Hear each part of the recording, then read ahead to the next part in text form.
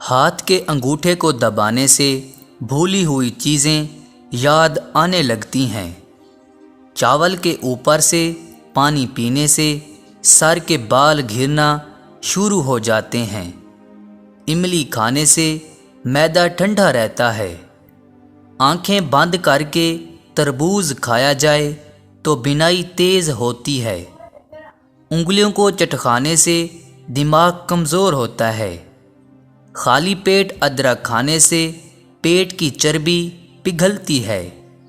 نہار منہ ابلا ہوا آلو کھانے سے بدن میں طاقت آ جاتی ہے۔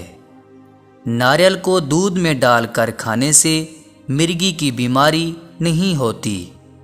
سونے سے پہلے آلو بخارا کھایا جائے تو بے چینی نہیں ہوتی۔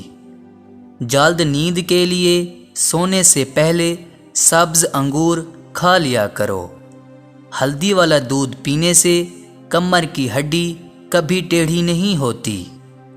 گاجر کھا کر سونے سے عقل میں رات بھر اضافہ ہوتا رہتا ہے۔ کیلے کے چھلکوں کو دانتوں پر رگڑا جائے تو دانت موتی جیسے سفید ہو جاتے ہیں۔ گھٹنوں میں درد ہو تو کالے چنوں کو گرم دودھ کے ساتھ پی لیں، درد ختم ہو جائے گا۔ بخار کم نہ ہو رہا ہو تو چاول ابال کر پانی پی لیں، بخار ٹھیک ہو جائے گا۔ چہرے کی جلد کو جھریوں سے پاک کرنا ہے تو سورج مکھی کا تیل لگایا کرو۔ چہرے پر رات کو مکھن لگانے سے چہرے کی جلد نکھر جاتی ہے۔ کالی مرچ کو دودھ میں ڈال کر پیا جائے تو بندہ ہمیشہ جوان رہتا ہے۔ نہانے کے دوران سیاہ انگور کھا لیا جائے تو لٹکا پیٹ اندر چلا جاتا ہے۔ سونف والا پانی پینے سے معدے کی گرمی سے جان چھڑائی جا سکتی ہے۔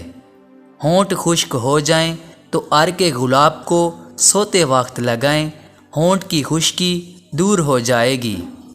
ٹھنڈا پانی پینے سے قبض کی شکایت ہو جاتی ہے، جبکہ گرم پانی پینے سے قبض اور بواسیر نہیں ہوتی۔